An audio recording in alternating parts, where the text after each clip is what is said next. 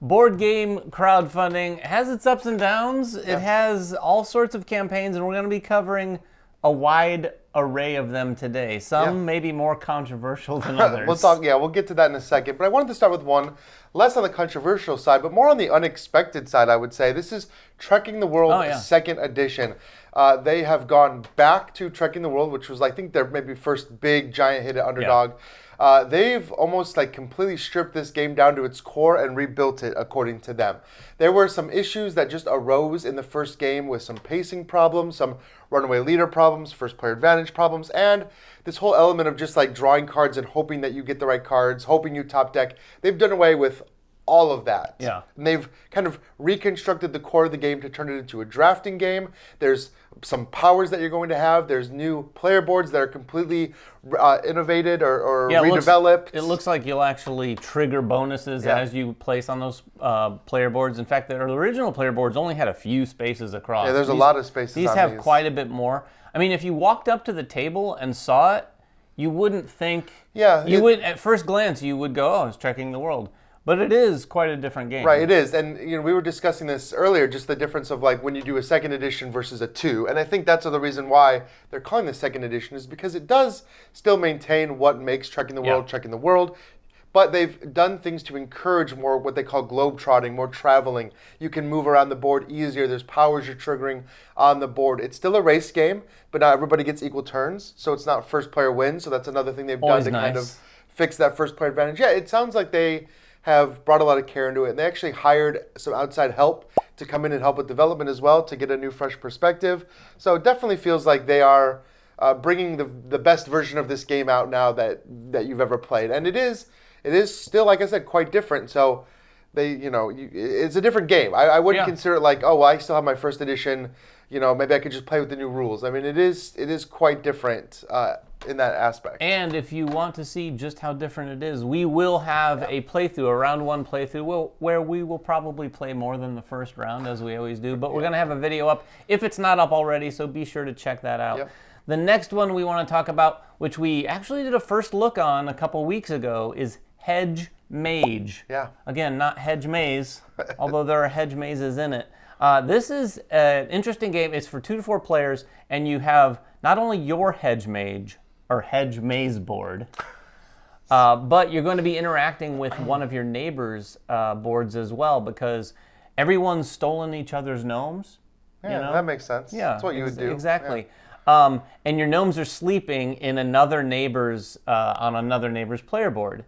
You have mages over there that you need to manipulate to pick up the gnomes, wake them up, get those gnomes back through 2 holes in their board to come back to not your board, but you have a little player board called Gnome Sweet Gnome. Nice. And you're bringing them back there, scoring some points there. But it's a very interesting puzzly game because you're laying hedges on your board to make it more complicated for the other player who's trying to get their gnomes back from you. Yeah, well, as they should. As they do. But anyway, check out our video on that if you want to get a little bit more details on it. It is a pretty thinky little puzzle game where you're laying tiles on your board, but trying to get gnomes back from someone else's board. Your hedge mages on your hedge mazes. They're going to try to make it more difficult because they put hedges in your way. But it has a bit of a corridor vibe. You haven't played it. No, I haven't. It's got a little bit of corridor.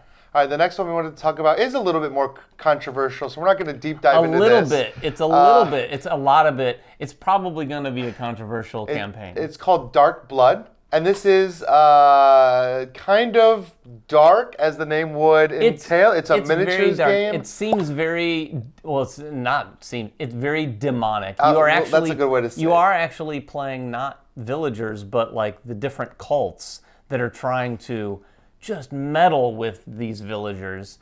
There's sacrifice. Oh yeah. There's a miniature tree where villagers are hanging. It reminded me of a scene from The Witcher where it was walking through and there's a tree with all these villagers hanging from it. There's a person being crucified within the upside minis. Down.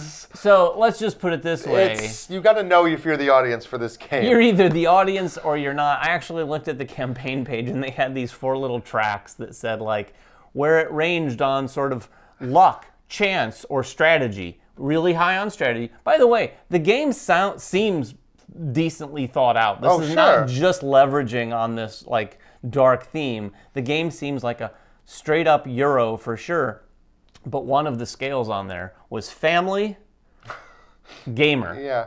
It was only an 8. Okay, well, I was surprised it wasn't a 10. I don't know that I will bring this one to my family gatherings. I mean, I guess you know your family better than we do. That's true. That's true. Maybe this is right up their alley. So that one, those are all launching, but we still wanted to shine the light on a couple that we're running right now. Yes. Apothebakery. I get all these games that are like Hedge Mage, Apothebakery. Apothebakery is this cute little thing in contrast to Dark Blood. This Right. is an adorable theme. You're actually trying to help these sort of adventurers by, and it's kind of cool, they have a modular system for fulfilling these contracts, but you're going to be playing cards out of your hand, collecting resources, using those resources to create effectively potions to help these different adventurers. And the adventures that you set up like that, there's an adventure card, there's another card, and then there's the card that is like shows what you need to fulfill. So it's going to be very variable when you set that up. But the gameplay is kind of unique because you have these cards in your hand. You're going to draw cards off your deck. You're going to choose some number of those cards to play, everyone, and then you put the rest back on the top of your deck. So there's always a little bit of knowledge of what's coming next. And then everyone reveals, and you add up sort of, I forget what the term. Stamina? It's stamina, that's true. And you treat this as kind of the initiative at first, because whoever has the lowest stamina actually goes first. And then you're basically drafting or collecting these cards from this display, and each card has kind of like a stamina rating above it. And then using those cards to effectively, like we said, collect some resources and help these adventurers. And those cards are like, the cards you're playing are like your little like forest helpers. I forget there's a name for them. They're really cute looking little forest helpers. It is adorable. And the other thing we have to note, Ryan just pointed this out, their campaign page, one of the best. Yeah, it's really well thought out. Well, it's very graphical. All the images, almost all the images, have movement in them, which is really cool. I know this is a silly thing, and it is basically just marketing 101. But, you know, campaigns out there, if you take the time to make things a little bit more engaging, it will pay off. Now, I think the game is good as well, and it kind of leverages off the success of things like Flamecraft, sure. I think. It has that same sort of kind feel of weight level and vibe. But it's already what, 200-some Yeah, thousand? 200, almost 300,000. Yeah, I mean, for probably a more game when you're like watching this, that's very impressive. Oh, that's very, and when they put that much care into their page, you can tell it does usually translate into the game as well. Yeah, well, for sure. That's one thing. I mean, not necessarily, but it's always a good sign. If the page looks awful, Well, sure. and I've seen some campaigns lately where the page looked pretty bad, none that we've talked about. But when you see that, you're like, well, the game can't be fantastic. Well, then, okay, one more. The last one I want to talk about is Terraria, and this is based on the very, very popular video game franchise. This is a cooperative game. If you don't know what Terraria is, it's a side-scrolling, almost like Minecraft-esque game where you're digging, collecting resources, using those resources to build things. And they've taken that vibe of Terraria and laid it down on the table, still creating a 2D map, which is really cool. You're drawing these cards out as you explore the map, but it's all in 2D and everything is laid on its side. So it looks like you're moving and jumping and digging down and over and like however you're moving through that map. It's very much in the spirit of what the game is offering. Of course, a lot of the same things manage to translate. You're trying to get items to craft. You can craft weapons and armor, and they have this cool little like transparent stack of cards that can layer over your character to give them weapons and armor and stuff, which is cool. And then ultimately you're fighting enemies, you're fighting a boss. They have multiple bosses to choose from that kind of change the flavor. I mean, we've talked about games that are modular before, but of course this is very much so. Everything is just procedurally generated. You're flipping over cards to see what's coming next. You don't really know what the map is going to be. They have this adorable like play mat that you can play on that looks like the Terraria background too. So how well is this doing? It's doing very well. I mean, this is a hot campaign. It was a very, very hot game. Yeah, it's interesting.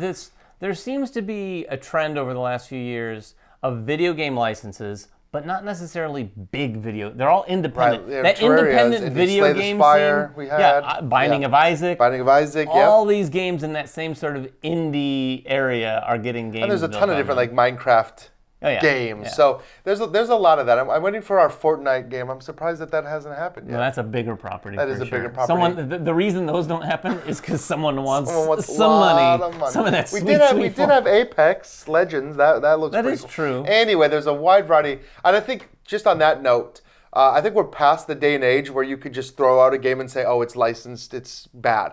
We've seen so many amazing IP games that have done unique things to capture the feeling of the IP. And this, just from looking at this on the table and watching the gameplay videos, feels very much like they captured that spirit. Yeah, I mean, I'd heard the same thing about Slay the Spire. Yeah. It is pretty much playing Slay the Spire, but on your table. Absolutely. Which makes sense for the property. But anyway, that's what we have this week for crowdfunding and board gaming. If you have any campaigns out there that you've heard of and you're like, wait, why haven't you guys talked about this one? Please let us know in the comments below, or let us know if you have any questions. Until next time, though, make sure everyone has fun at the table, and we'll see you then.